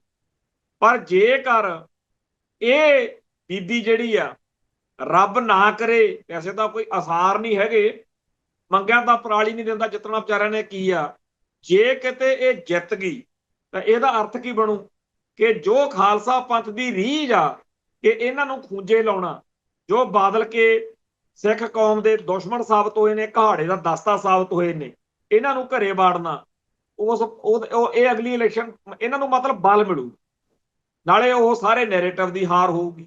ਸੋ ਇਹਨਾਂ ਦਾ ਤਾਂ ਚਲੋ ਜਿੱਤਣ ਦਾ ਕੋਈ ਹੈ ਨਹੀਂ, ਪਰ ਭਾਈ ਮਨਦੀਪ ਸਿੰਘ ਦਾ ਜਿੱਤਣਾ ਕਿਉਂ ਜ਼ਰੂਰੀ ਆ, ਇਹ ਜ਼ਰੂਰ ਗੱਲ ਸਾਡੇ ਸਾਰਿਆਂ ਦੇ ਜ਼ਿਹਨ ਵਿੱਚ ਹੋਣੀ ਚਾਹੀਦੀ ਆ ਕਿ ਜਿਹੜੇ ਲੁਧਿਆਣੇ ਵਾਲਾ ਹੈਗਾ, ਉਹ ਜਿਹੜਾ ਆਪਦੇ ਆਪ ਨੂੰ ਬੜਾ ਕਹਿੰਦਾ ਮੈਂ ਹਿੰਦੂਆਂ ਦਾ ਸ਼ੇਰ ਆ, ਉਹਨੇ ਤੇ ਹੋਰ ਕਈ ਹਿੰਦੂ ਅੱਤਵਾਦੀਆਂ ਨੇ ਇਕੱਠੇ ਹੋ ਕੇ ਐਲਾਨ ਕੀਤਾ ਵੀ ਅਸੀਂ ਜੀ ਤਰਨਤਾਰਨ ਸਾਹਿਬ ਦੀਆਂ ਸੜਕਾਂ ਤੇ ਆ ਕੇ ਮਾਰਚ ਕਰਾਂਗੇ, ਅਸੀਂ ਉੱਥੇ ਸਮਾਗਮ ਕਰਨਾ, ਮਤਲਬ ਕਿ ਭਾਈ ਸੰਦੀਪ ਸਿੰਘ ਸਨੀ ਦੇ ਕਰਕੇ, ਜਾਣੀ ਕਿ ਉਹਦੇ ਖਿਲਾਫ, ਉਹਦੇ ਮਨਦੀਪ ਸਿੰਘ ਦੇ ਬੋਲਣਾ ਕਰਨਾ ਉਹਨਾਂ ਨੇ। ਤੇ ਇਹ ਜਿਹੜੀ ਉੱਥੇ ਗੱਲ ਚੱਲ ਰਹੀ ਆ ਅਮਿਤ ਅਰੋੜੇ ਹੁਣਾਂ ਵਾਲੀ, ਹਿੰਦੂ ਅੱਤਵਾਦੀਆਂ ਵਾਲੀ, ਉਹ ਇਹ ਕਹਿਣਾ ਚਾਹੁੰਦੇ ਆ ਕਿ ਜੀ ਇਹ ਤਾਂ ਹਿੰਦੂਆਂ ਦਾ ਦੁਸ਼ਮਣ ਆ, ਇਹ ਤਾਂ ਉਹਨਾਂ ਪੁਲਸੀਆਂ, ਕਿਉਂਕਿ ਉਹਨਾਂ ਦਾ ਜਿਹੜਾ ਏਜੰਡਾ ਉਹ ਹੈਗਾ ਬੁੱਚੜ ਪੁਲਸੀਆਂ ਦੇ ਹੱਕ 'ਚ ਤੇ ਹਿੰਦੂ ਅੱਤਵਾਦ ਦੇ ਹੱਕ 'ਚ।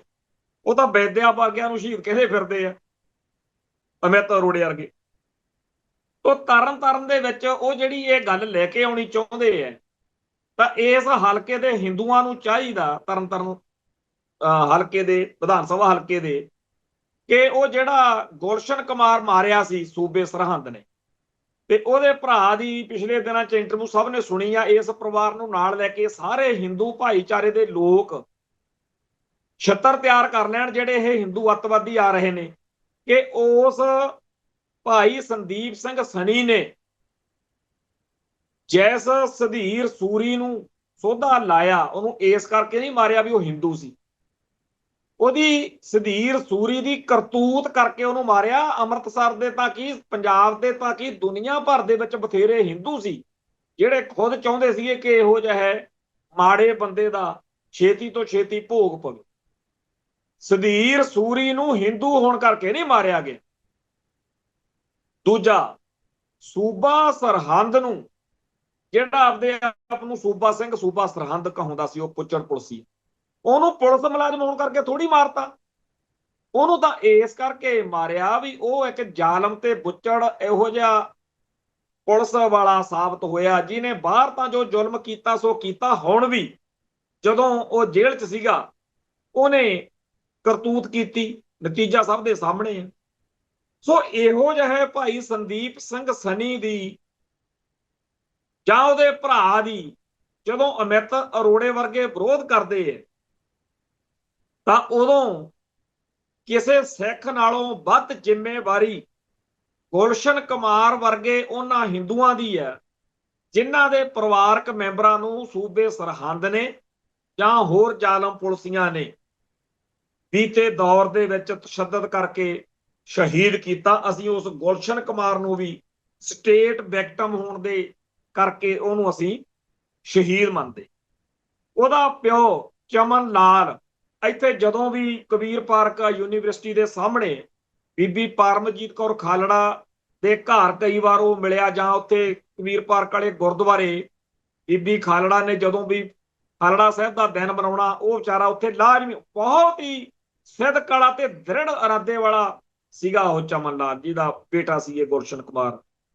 ਤੇ ਇਸ ਦੌਰ ਵਿੱਚ ਜਿਹੜੇ ਲੋਕ ਅੱਜ ਵੀ ਨਹੀਂ ਪੰਜਾਬ ਦੇ ਵਿੱਚ ਲੋਕਾਂ ਦੇ ਦਿਲ ਦੁਖੀ ਕਰਨੋਂ ਹਟਦੇ, ਕੋਈ ਗੁਰਿੰਦਰ ਰੰਘਰੇਟੇ, ਕੋਈ ਅਮਿਤ ਅਰੋੜੇ, ਇਹਨਾਂ ਦੇ ਮਗਰ ਹੈ ਕੌਣ ਆ ਭਲਾ?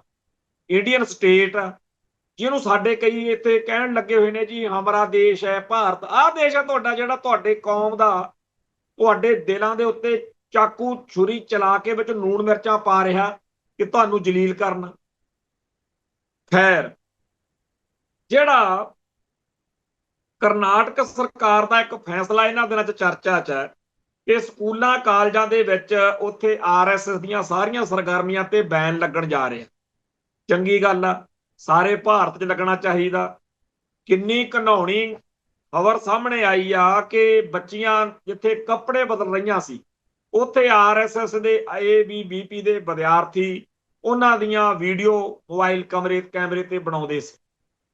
ਇੱਕ ਹੋਰ ਇੰਨੀ ਨੀਚ ਖਬਰ ਆਈ ਆ ਕਿ ਉਹ ਬੱਚੇ ਨੇ ਖੁਦਕੁਸ਼ੀ ਕਰ ਲਈ ਕਿ ਮੈਂ ਸੰਘ ਦੀਆਂ ਆਰਐਸਐਸ ਦੀਆਂ ਸ਼ਾਖਾਵਾਂ 'ਚ ਜਾਂਦਾ ਸੀ, ਮੇਰੇ ਨਾਲ ਇਹਨਾਂ ਨੇ ਬਦਫੈਲੀ ਕੀਤੀ। ਬੱਚਾ ਆਪਦੀ ਜਾਨ ਤੋਂ ਚਲਾ। ਜਿਹੜੀ ਆਰਐਸਐਸ ਉੱਤੇ ਪਹਿਲਾਂ ਵੀ ਪਾਬੰਦੀ ਲੱਗੀ, ਜਿਹਨੇ ਬਾਬਰੀ ਮਸਜਿਦ ਨੂੰ ਸ਼ਹੀਦ ਕੀਤਾ, ਜਿਹੜੀ ਸਾਰੇ ਭਾਰਤ ਵਿੱਚ ਮਾਈਨੋਰਿਟੀਜ਼ ਦੇ ਉੱਤੇ ਜ਼ੁਲਮ ਕਰਦੀ ਆ, ਮਨੂ ਸਿਮਰਤੀ ਦੀ ਹਾਮੀ ਆ, ਜਿਹੜੀ ਇਹੋ ਜਿਹੇ ਵਕੀਲ ਪੈਦਾ ਕਰਦੀ ਆ ਕਿ ਉਹ ਚੀਫ ਜਸਟਿਸ ਆਫ ਇੰਡੀਆ ਦੇ ਜੁੱਤੀਆਂ ਮਾਰਦੇ ਫਿਰਦੇ ਆ, ਇਹੋ ਜੀ ਆਰਐਸਐਸ ਉੱਤੇ ਤਾਂ ਮੁਕੰਮਲ ਪਾਬੰਦੀ ਲੱਗਣੀ ਚਾਹੀਦੀ। ਕਰਨਾਟਕ ਸਰਕਾਰ ਦੇ ਇਸ ਫੈਸਲੇ ਦਾ ਸਵਾਗਤ ਕਰਨ ਮੌਕੇ ਮੈਂ ਆਪਣੇ ਪੰਜਾਬ ਦੇ ਸਿਆਸੀ ਭਲਵਾਨਾਂ ਨੂੰ ਸ਼ਰਮ ਦੇਣੀ ਚਾਹੁੰਦਾ ਵੀ ਲਾਹਣਤ ਤੁਹਾਡੇ ਤੇ, ਤੁਹਾਡਾ ਤਾਂ ਪਹਿਲਾਂ ਬਣਦਾ, ਕਿਉਂਕਿ ਪੰਜਾਬ ਦੀ ਧਰਤੀ ਉੱਤੇ ਜੋ ਵਿਚਾਰਧਾਰਾ ਹੈ ਇਹਦੀ ਦੁਸ਼ਮਣ ਆ ਆਰਐਸਐਸ।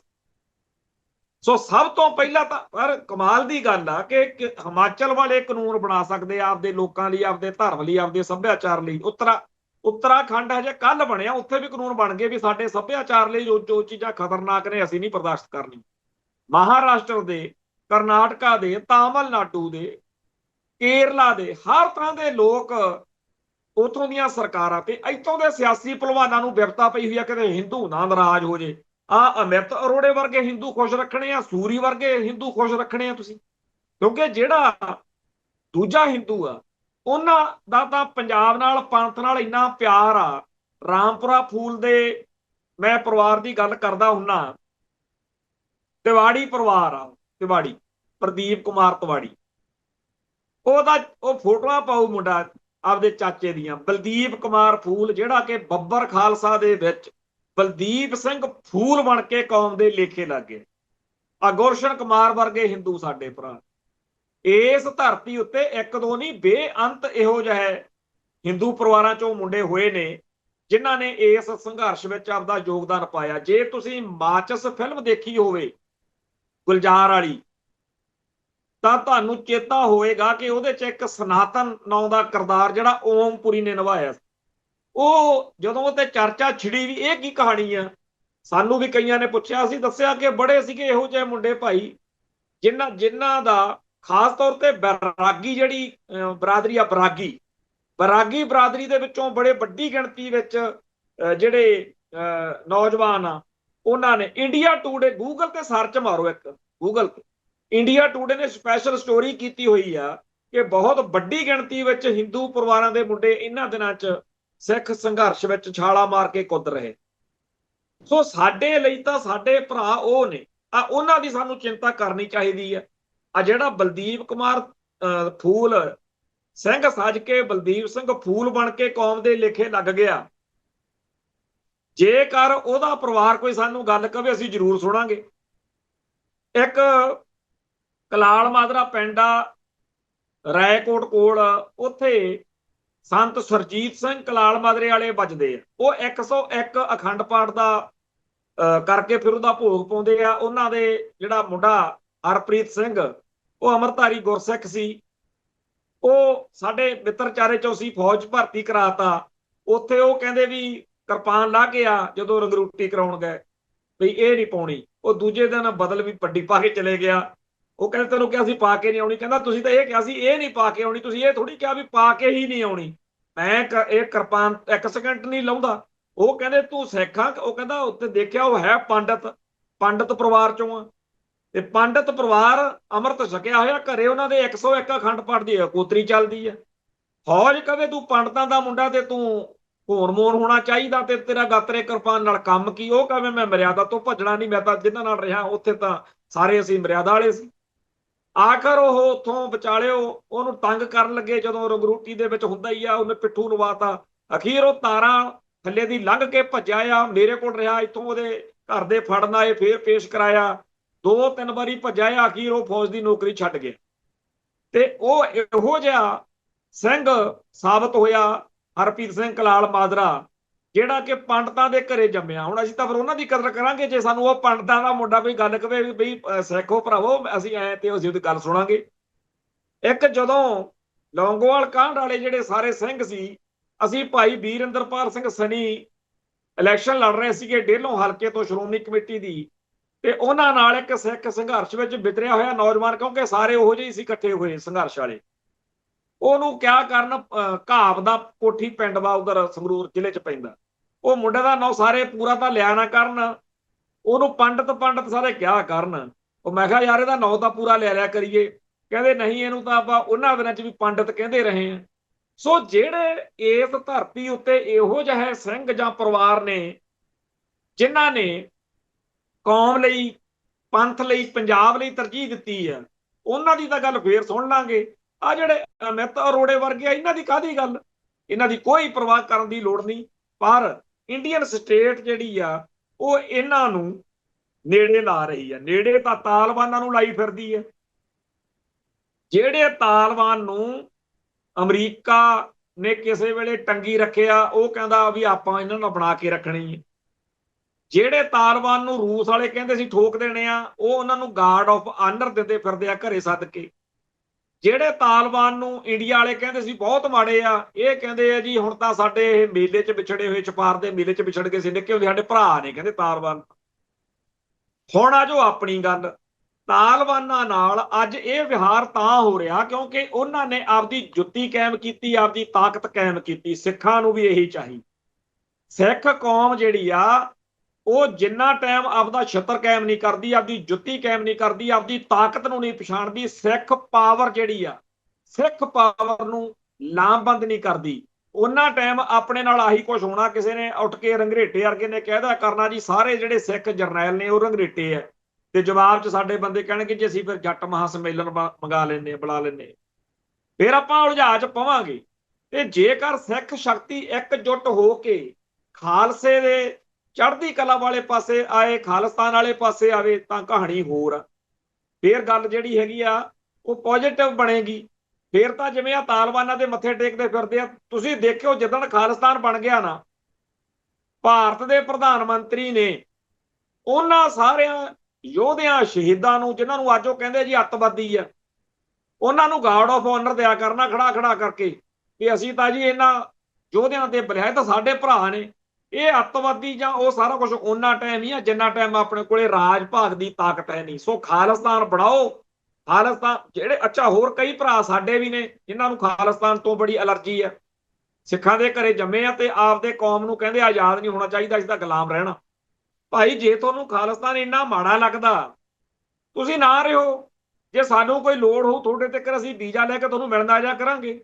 ਸਾਡਾ ਕੰਮ ਤਾਂ ਨਾ ਖਰਾਬ ਕਰੋ ਨਾ, ਤੁਸੀਂ ਰਹੋ ਹਿੰਦੁਸਤਾਨ 'ਚ, ਖਾਓ ਜੁੱਤੀਆਂ।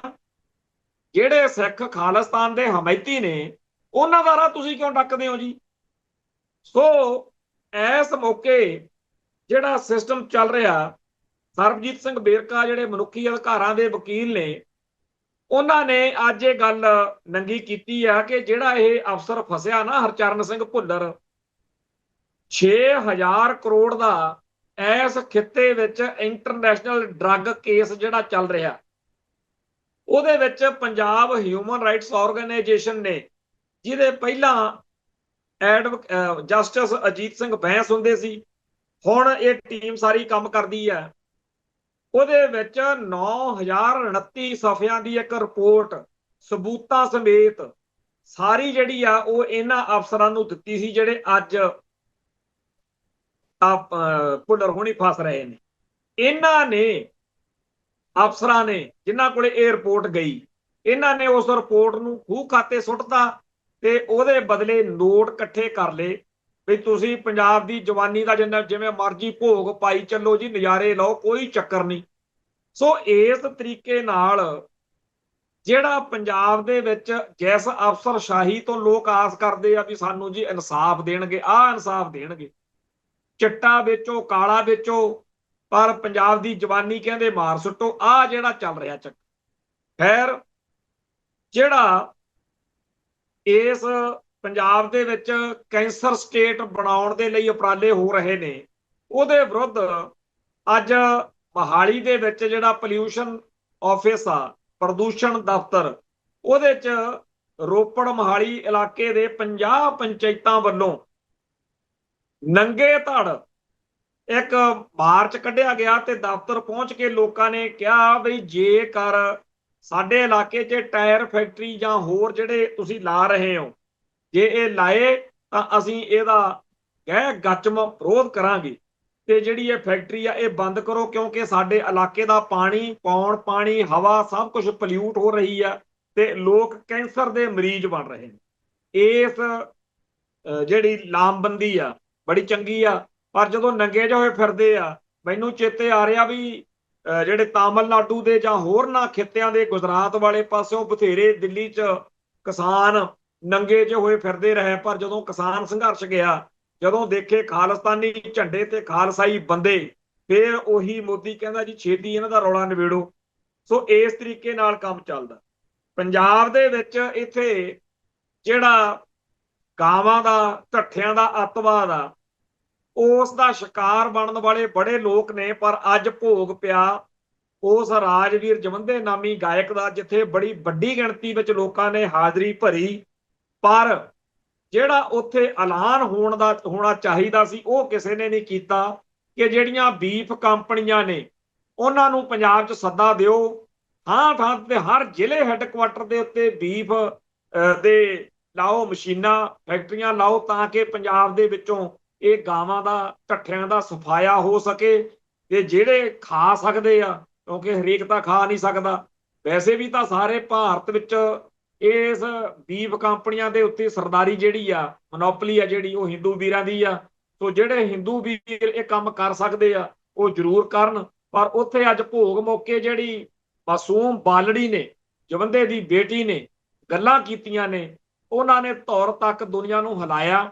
ਖੈਰ, ਬੰਦਾ ਤਾਂ ਜਿਹੜਾ ਚਲੇ ਗਿਆ ਉਹ ਨਹੀਂ ਮੁੜਦਾ ਹੁੰਦਾ, ਪਰ ਇੱਕ ਜੇ ਲਹਿਰ ਬਣ ਸਕਦੀ ਕਿ ਜਿਹੜੇ ਅਵਾਰਾ ਢੱਠੇ ਤੇ ਗਾਂ, ਪਰ ਹਿੰਦੂ ਜਿਹੜੇ ਨੇ ਉਹ ਕਹਿੰਦੇ ਆ ਸਾਡੀ ਮਾਂ ਆ।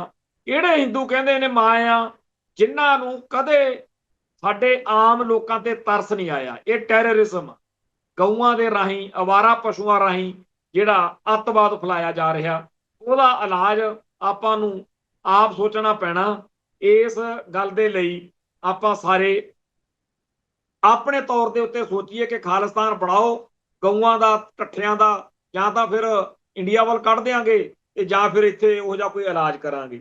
ਅੱਜ ਵੀਰ ਗਿਆਨ ਸਿੰਘ ਲੀਲ ਨੇ ਗੱਲ ਲਿਖੀ ਆ ਕਿ ਜਿਹੜਾ ਡੀਜੀਪੀ ਮਹਿਲ ਸਿੰਘ ਭੁੱਲਰ ਸੀ, ਉਹਨੇ ਇੱਕ NRI ਦੀ ਜਾਇਦਾਦ ਹੜੱਪਣ ਦੇ ਲਈ 1991 ਚ ਇੱਕ inspector Sharma, sub inspector Agyapal ਤੇ 7-8 ਹੌਲਦਾਰ ਸਿਪਾਹੀਆਂ ਦੀ ਪਾਰਟੀ ਤੋਂ ਉਸ NRI ਤੇ ਉਹਦੇ ਸਾਥੀ ਨੂੰ ਚੱਕ ਕੇ ਮੁੱਖ ਸੜਕ ਦੇ ਉੱਤੇ ਕਾਰ ਸਮੇਤ ਅੱਗ ਲਾਤੀ ਤੇ ਅਖਬਾਰਾਂ 'ਚ ਖਬਰ ਦੇਤੀ ਸੀ ਕਿ ਕਾਰ ਜਿਹੜੀ ਆ ਉਹ ਅਚਾਨਕ ਅੱਗ ਲੱਗਣ ਨਾਲ ਵਿੱਚ 2 ਬੰਦੇ ਸੜ ਗਏ, ਮਰ ਗਏ।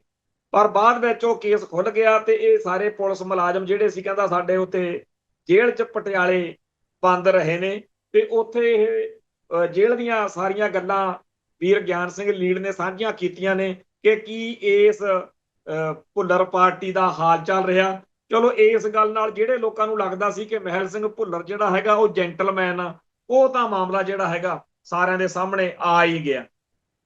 ਖੈਰ, ਅੱਗੇ ਜਿਹੜੀ ਗੱਲ ਕਰਨ ਵਾਲੀ ਆ ਉਹ ਇਹ ਹੈ ਕਿ ਅੱਜ ਜ਼ਮੀਨਾਂ ਤੇ ਜਾਇਦਾਦਾਂ ਪੰਜਾਬ ਸਰਕਾਰ ਜਿਹੜੀਆਂ ਲੋਕਾਂ ਤੋਂ ਖੋਹਣ ਲਈ ਫਿਰਦੀ ਆ, ਉਹਦੇ ਮੁਤਲਕ ਲੋਕਾਂ ਦੇ ਵਿੱਚ ਰੋਹ ਦੀ ਲਹਿਰ ਤਾਂ ਹੈ ਕਿ ਕਿਉਂ PAU ਦੀ ਜਾਂ ਹੋਰ ਕਈ ਥਾਵਾਂ ਦੀ ਜਿਹੜੀ ਜ਼ਮੀਨ ਜਾਇਦਾਦ ਦਾ ਸਰਕਾਰ ਵੇਚਣ ਨੂੰ ਫਿਰਦੀ ਹੈ।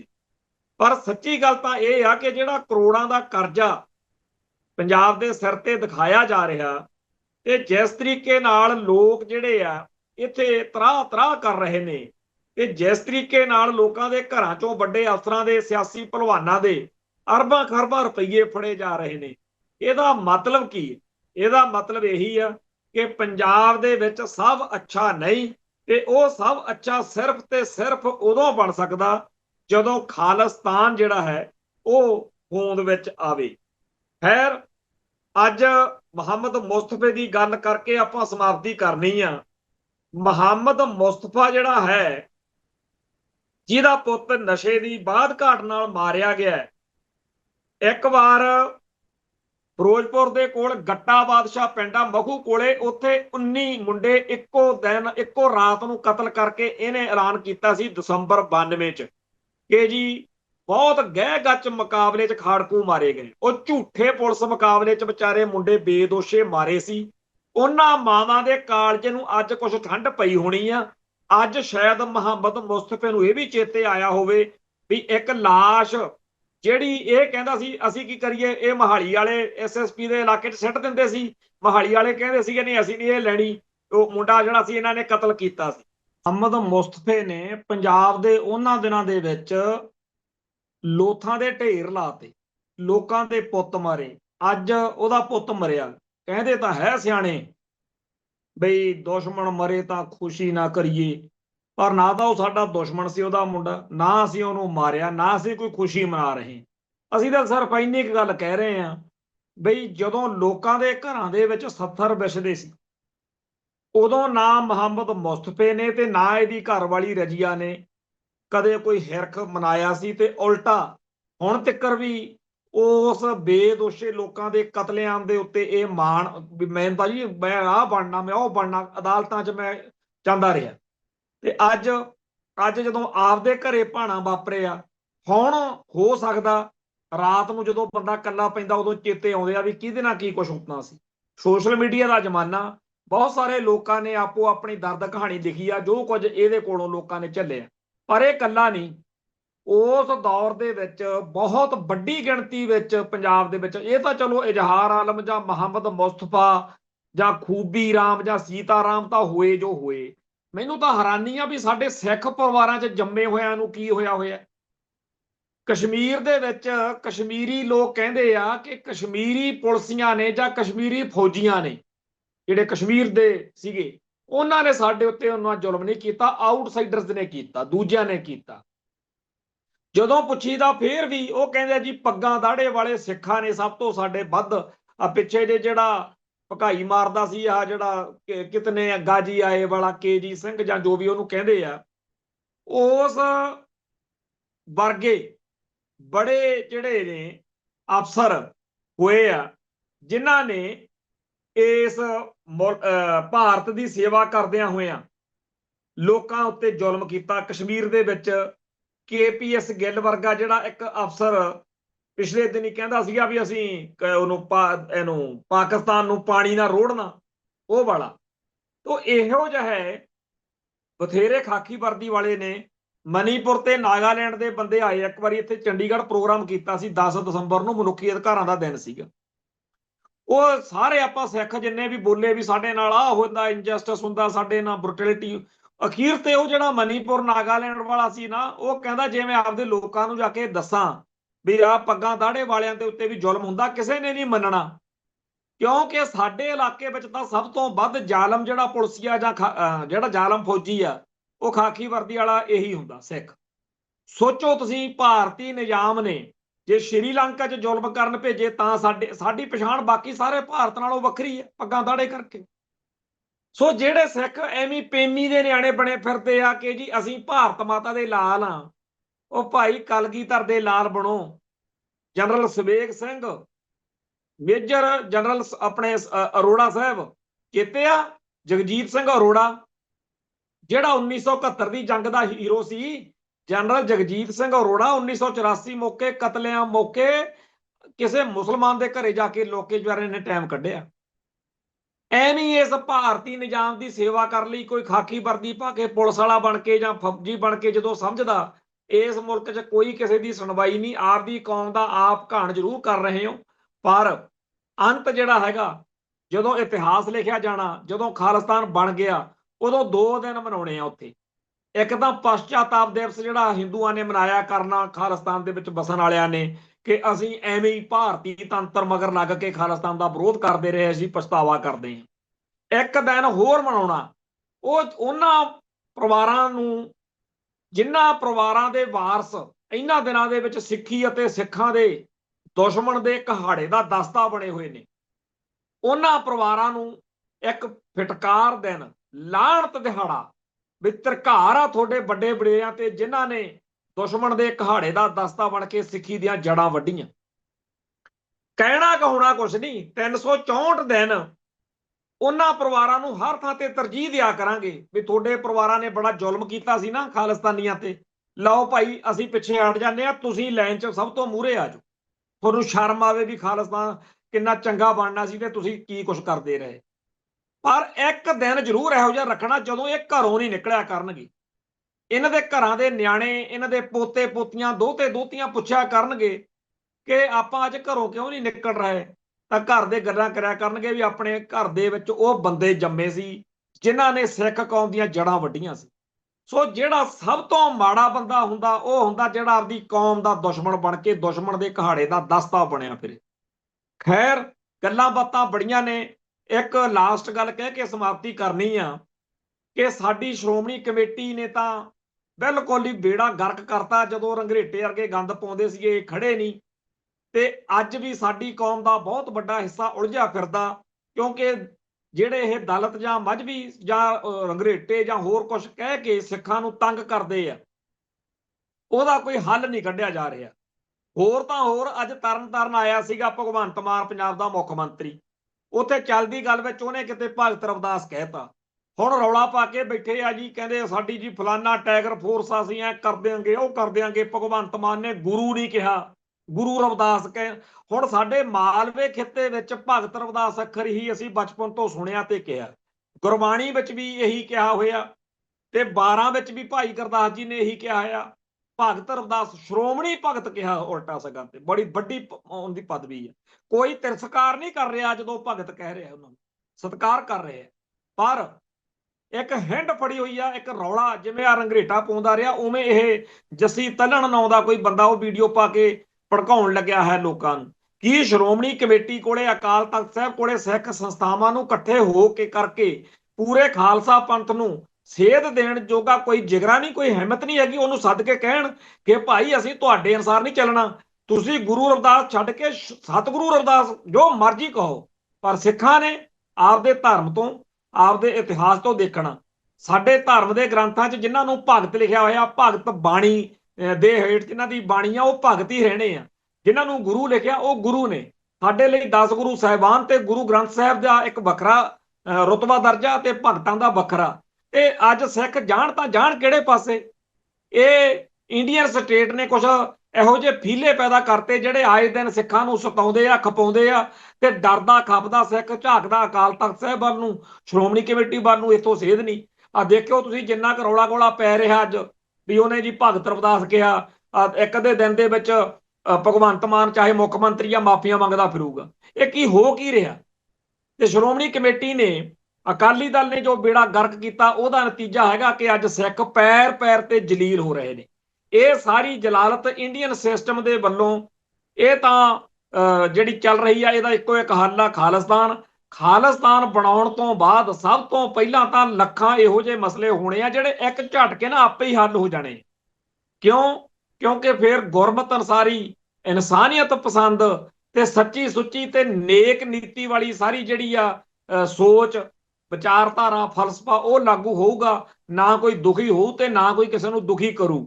ਖਾਲਿਸਤਾਨ ਦੇ ਵਿੱਚ ਵਸਣ ਵਾਲਾ ਹਰ ਨਾਗਰਿਕ ਆਪਣੇ ਮੁਲਕ ਤੋਂ ਇੰਨਾ ਬਲਿਹਾਰੇ ਜਾਊ, ਇੰਨਾ ਖੁਸ਼ ਹੋਊ। ਜਦੋਂ ਇੰਡੀਆ ਦੇ ਏਜੰਟ ਆਇਆ ਕਰਨਗੇ ਨਾ ਵੀ ਹਿੰਦੂਓ ਤੁਸੀਂ ਖਾਲਿਸਤਾਨ ਦੇ ਵਿੱਚ ਐ ਕਰੋ, ਉਹ ਕਰੋ, ਤਾਂ ਅਗਲੇ ਦਿਨ ਇਹਨਾਂ ਨੇ ਇੰਡੀਅਨ ਏਜੰਟ ਖਾਲਿਸਤਾਨ 'ਚ ਵਸਦੇ ਹਿੰਦੂਆਂ ਨੇ ਫੜ ਕੇ ਆਪ ਮਿੱਟੀ ਦਾ ਤੇਲ ਪਾ ਕੇ ਅੱਗ ਲਾ ਕੇ ਸਾੜਿਆ ਕਰਨੇ ਆ ਵੀ ਸਾਨੂੰ ਤੁਸੀਂ ਇੰਨੇ ਵਧੀਆ ਮੁਲਕ ਦੇ ਖਿਲਾਫ ਭੜਕਾਉਂਦੇ ਫਿਰਦੇ ਆ। ਸੋ ਖਾਲਿਸਤਾਨ ਇਸ ਧਰਤੀ ਉੱਤੇ ਜਦੋਂ ਤੱਕ ਬਣਦਾ ਨਹੀਂ, ਆਪਾਂ ਏਦਾਂ ਹੀ ਸੰਤਾਪ ਭੁਗਤਾਂਗੇ। ਜੇਕਰ ਆਪਾਂ ਲੋਕਾਈ ਦਾ ਭਲਾ ਕਰਨਾ ਤਾਂ ਖਾਲਿਸਤਾਨ ਵਾਲੇ ਪਾਸੇ ਆਓ। ਖਾਲਿਸਤਾਨ ਤੋਂ ਬਗੈਰ ਗੁਜ਼ਾਰਾ ਨਹੀਂ। ਆਪਦੀ એનર્ਜੀ, ਆਪਦੀ ਜਿਹੜੀ ਸਮਰੱਥਾ, ਆਪਣਾ ਵਕਤ ਐਵੇਂ ਹੀ ਬੇਕਾਰ ਜੀਆਂ ਗੱਲਾਂ 'ਚ ਨਾ ਲਾਓ। ਓਵਰਗਰਾਉਂਡ ਪੋਲੀਟੀਕਲ ਡੈਮੋਕ੍ਰੇਟਿਕ ਤਰੀਕੇ ਨਾਲ ਖਾਲਿਸਤਾਨ ਦੇ ਹੱਕ 'ਚ ਲੋਕਾਂ ਨੂੰ ਲਾਮਬੰਦ ਕਰੋ, ਆਪਣੀ ਸ਼ਕਤੀ ਕਾਇਮ ਕਰੋ, ਆਪਣੀ ਤਾਕਤ ਵਧਾਓ, ਤਾਂ ਕਿ ਇਸ ਮਨੁੱਖਤਾ ਨੂੰ ਕੋਈ ਖੁਸ਼ੀ ਦਾ, ਕੋਈ ਸੁੱਖ ਦਾ ਅਹਿਸਾਸ ਹੋ ਸਕੇ। ਇੱਥੇ ਸਮਾਪਤੀ ਹੈ ਜੀ, ਫੇਰ ਮਿਲਾਂਗੇ। ਨਾਨਕ ਨਾਮ ਚੜ੍ਹਦੀ ਕਲਾ, ਤੇਰੇ ਭਾਣੇ ਸਰਬੱਤ ਦਾ ਭਲਾ। ਵਾਹਿਗੁਰੂ ਜੀ ਕਾ ਖਾਲਸਾ, ਵਾਹਿਗੁਰੂ ਜੀ ਕੀ ਫਤਿਹ।